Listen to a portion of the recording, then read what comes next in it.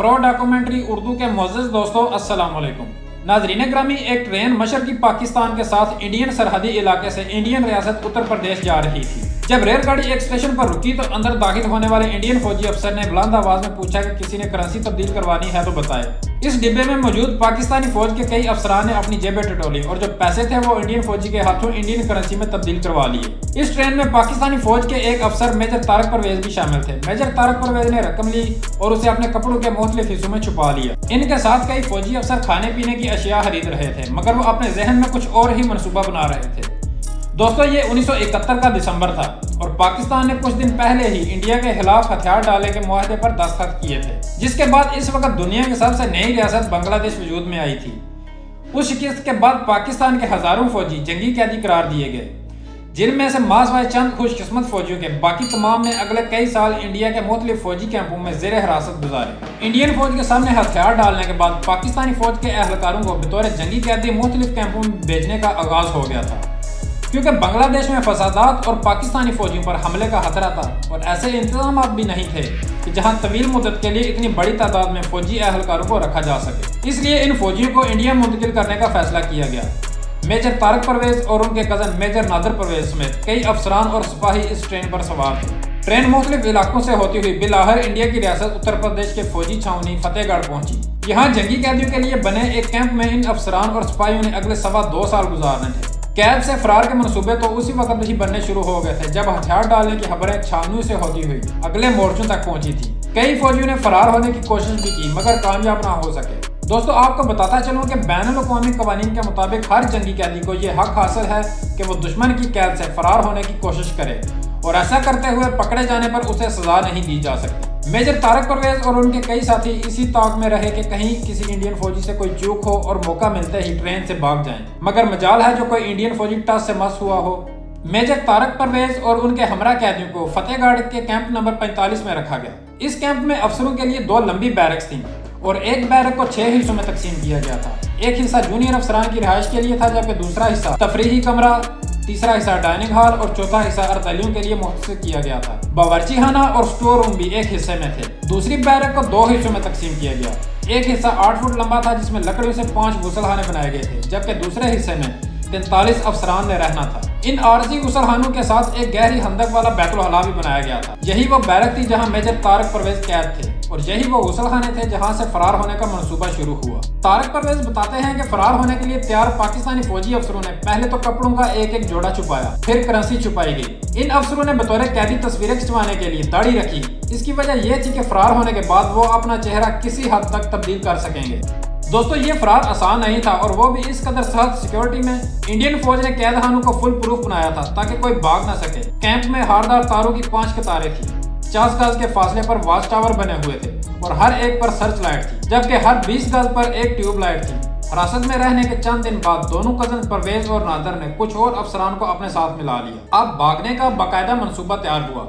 फैसला हुआ कि और तो कोई रास्ता नहीं है, क्यों ना एक सुरंग खोदी जाए। सुरंग खोदने के लिए गुसलखानों की कतार में आखिरी गुसलखाने का इंतखाब हुआ, क्योंकि ये गुसलखाना कैंप के बाहर की दीवार के करीब तरीन था और यहाँ कोने में बल्ब की रोशनी भी नहीं पहुंचती थी। अब मसला ये था कि सुरंग कैसे खोदी जाए, लेकिन ये मसला भी जल्द ही हल हो गया। तारक परवेज बताते हैं कि सुरंग खोदने के लिए कमरे में कपड़े लटकाने के लिए लगी सरिये की एक कुंडी इस्तेमाल करने का फैसला हुआ, मगर गुसलखाने का फर्श पक्का था जिसको तोड़ते तो शोर होता। इंडियन फौजी 24 घंटे सर पर खड़े रहते थे, लेकिन इसका हल भी निकाल लिया गया।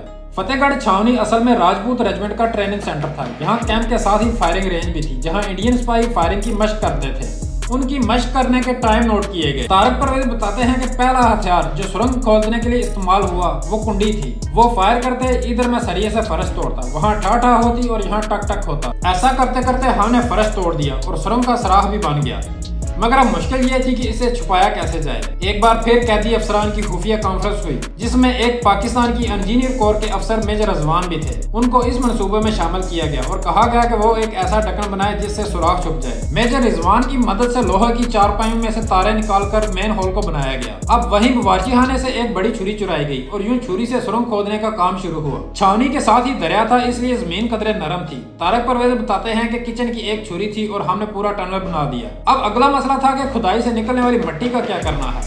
इसका हल ये निकाला गया कि उन्होंने लोटू में मिट्टी भरना शुरू की और उसे बाद में बैतुल हुला के नीचे खंदक में फेंकना शुरू कर दिया। सुरंग की खुदाई में शामिल अफसरान को ग्रुप्स में तकसीम किया गया। कई अफसरान की जिम्मेदारी सुरंग खोदने की थी, कुछ का काम इंडियन फौजियों पर नजर रखना था और तीसरा ग्रुप मिट्टी को ठिकाने लगाने का जिम्मेदार था। तारक परवेज हंसते हुए कहते हैं कि इंडियन फौजियों ने किसी मौका पर यह गौर नहीं किया कि खंदक की गहराई कम हो रही है और आहिस्ता आहिस्ता मिट्टी का लेवल ऊंचा हो रहा है। जनवरी 1972 में शुरू होने वाला सुरंग की खुदाई का काम अगले 7 माह तक जारी रहा। तारक परवेज बताते हैं कि जब सिक्योरिटी वाले आते तो पाकिस्तानी अफसरान गुसलखानों में कपड़े बदलने या नहाने चले जाते, जबकि सुरंग वाले गुसलखाने में मौजूद अफसर बाहर ही न निकलता और नहाता रहता। इन्हीं के साथ एक और पाकिस्तानी अफसर कैप्टन नूर कायम खानी अपनी किताब फतेहगढ़ से फरार में लिखते हैं कि 16 सितंबर 1972 तक सुरंग कैंप की हदूद से भी निकल गई थी। तो उसके बाद मेजर नादर परवेज, तारक परवेज और कैप्टन नूर समेत 5 अफसरान ने मनसूबा बनाया कि वो 17 सितंबर की रात इंडियन फौज की जानिब से कैदियों की गिनती के बाद बाहर निकलेंगे।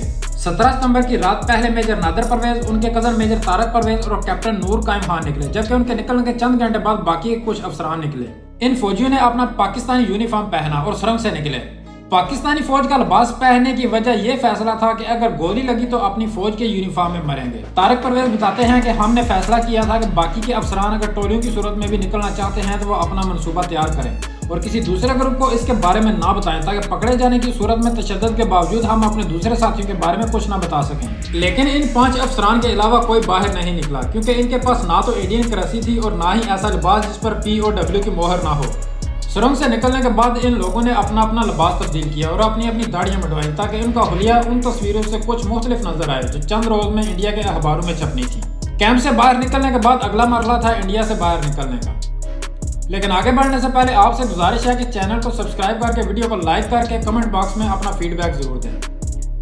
इन फौजियों की फरार की खबर जब इंडिया के अखबारों में छपी तो पाकिस्तान में मौजूद फौजी क़यादत ने इंडिया से मुंसलिक सरहद पर यह हुक्म पहुंचाया कि सरहद या लाइन ऑफ कंट्रोल पार करने की कोशिश करने वालों को निशाना नहीं बनाया जाएगा। लेकिन फरार होने वाले अफसरान पहले ही फैसला कर चुके थे कि वो बारूदी सुरंगों की वजह से सरहदी इलाकों की तरफ नहीं जाएंगे, बल्कि वह समुद्री रास्ते या फिर नेपाल में पाकिस्तान के सफारतखाने पहुंचकर वतन वापसी का इंतजाम करेंगे। तारक परवेज बताते हैं कि फरार होने के बाद इनके पास पैसे भी आहिस्ता आहिस्ता खत्म हो चुके थे और आखिरकार इन तीनों ने जमात इस्लामी हिंद के एक रुकन से राब्ता किया, जिन्होंने इन तीनों को लखनऊ के टिकट लेकर दिए और लखनऊ में कुछ लोगों के नाम हाथ लिख दिए ताकि उनकी मदद की जा सके। लखनऊ में इन तीनों की जिस खानदान से मुलाकात हुई, उन्होंने इनका किस्सा सुनने के बाद कहा कि तुम लोग झूठ बोल रहे हो, तुम तीनों वही हो जो कुछ दिन पहले फतेहगढ़ की जेल से भाग गए थे। तारक परवेज के मुताबिक इस खानदान के एक बुजुर्ग ने उनकी मदद की और उन्हें 30 सितंबर को नेपाल की सरहद पार करवा दी। यहाँ से वो 70 मील पैदल सफर करके नेपाल के सरहदी इलाके बेरावा पहुंचे और वहाँ मुसलमानों के एक देहात की मस्जिद में क़याम किया।